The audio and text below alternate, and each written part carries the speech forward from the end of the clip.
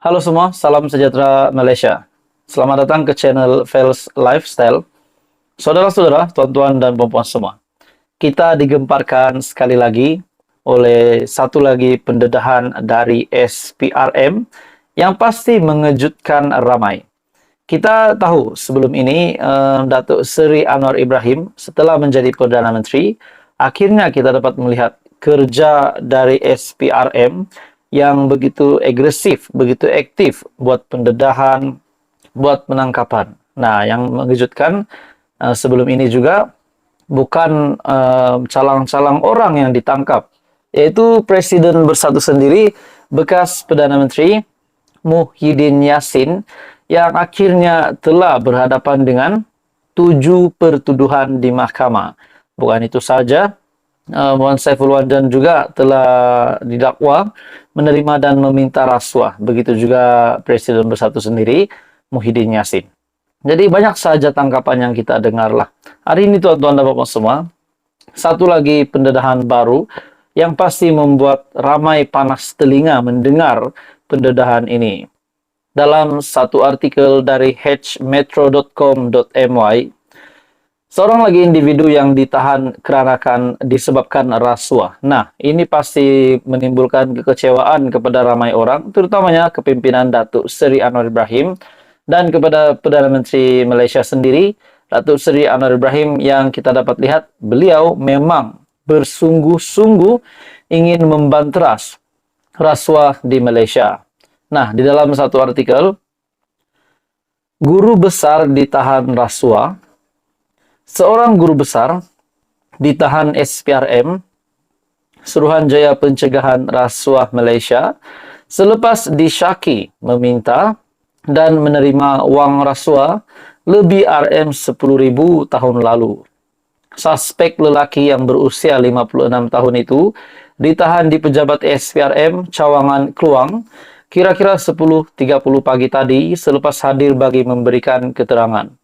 Artikel ini diterbitkan ataupun disiarkan pada 2 Mei.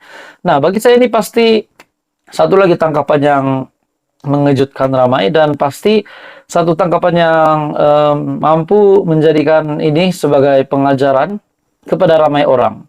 Mungkin RM10,000 itu terlihat sedikit, namun asal namanya rasuah, tetap rasuah.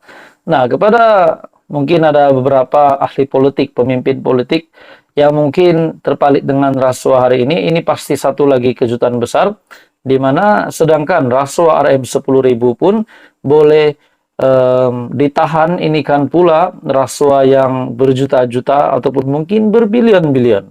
Dalam artikel ini difahamkan, suspek disyaki meminta dan menerima wang rasuah daripada seorang pengusaha kantin dari sekolah tempatnya bertugas sebagai dorongan untuk memudahkan urusan tuntutan RMT ataupun rancangan makanan tambahan yang dilaksanakan sepanjang tahun lalu.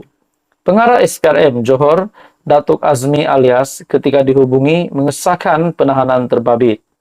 Beliau berkata, kes disiasat mengikut Seksyen 17 dalam kurungan E Akta SPRM 2009.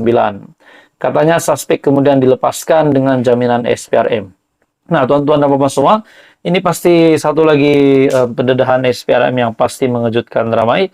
Ini juga bagi saya pasti mengecewakan Perdana Menteri Datuk Seri Anwar Ibrahim, yang kita dapat lihat memang beliau amat-amat membenci rasuah. Jadi tuan-tuan dan puan semua, apa komen Anda? Teruskan bersama di dalam channel ini. Untuk info yang seterusnya, jangan lupa tekan butang like, share, dan subscribe. Hai semua, salam sejahtera Malaysia. Selamat datang ke channel Fels Lifestyle. Saudara-saudara, tuan-tuan, dan puan-puan, seperti yang kita tahu, bahwa Khairy Jamaluddin ataupun KJ yang sehingga hari ini belum menetapkan di mana parti yang bakal beliau ikut ataupun parti yang bakal menjadi perjuangan baru untuk Khairy Jamaluddin setelah dipecat dari UMNO. Nah, tuan-tuan dan puan-puan semua, sebelum ini kita juga mendengar spekulasi KJ ditawarkan oleh PN dan pada akhirnya KJ akan bertanding pada PRN akan datang di Selangor. Nah, jadi banyak kabar angin ataupun desas-desus. Akhirnya saudara-saudara, tuan-tuan dan bapak semua, tidak lari juga, tidak dinafikan juga, terdapat spekulasi KJ akan menyertai Pakatan Harapan. Mungkin anggota komponen di dalam Pakatan Harapan. Saudara-saudara, dalam satu artikel dari biharian.com, Khairi calon Perdana Menteri dari DAP menurut Kian Ming.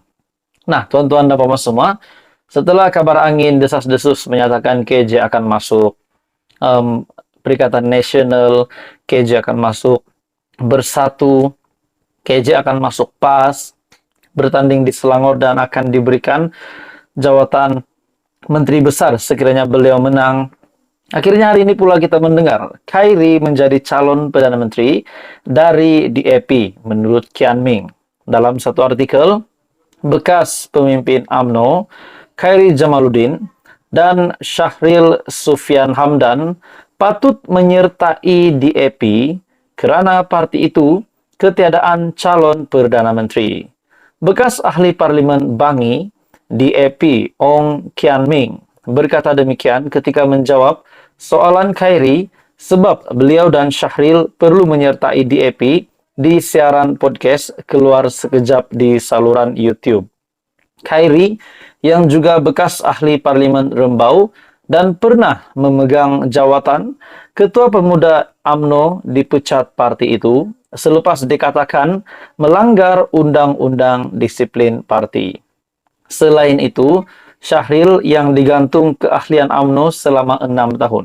Untuk Syahril Hamdan pula menjadi persoalan, adakah Syahril Hamdan akan bertanding pada PRN yang akan datang yang dijangka pada bulan Julai ini.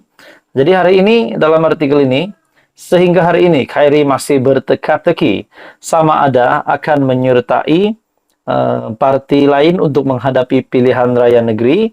Sementara itu, Syahril pula menegaskan beliau tidak akan bertanding pada PRN akan datang kerana secara teknikal beliau masih ahli UMNO. Menerusi siaran podcast sama, Syahril berkata beliau yakin 99% untuk tidak terbabit dengan PRN.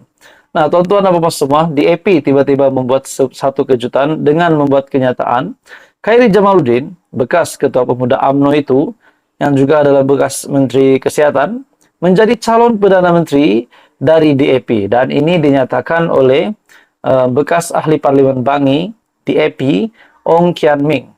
Jadi tuan-tuan dan bapak semua, persoalannya adakah Khairi Jamaluddin benar-benar mungkin akan menyertai Perikatan Nasional sebab terlebih dahulu kita juga mendengar sebelum ini gerakan pun telah menawarkan Khairi Jamaluddin untuk masuk dalam parti di dalam anggota komponen di dalam Perikatan Nasional. Nah, hari ini pula DAP tampil dengan kenyataan Khairi menjadi calon PM dari DAP. Nah, apa komen Anda tuan-tuan dan puan?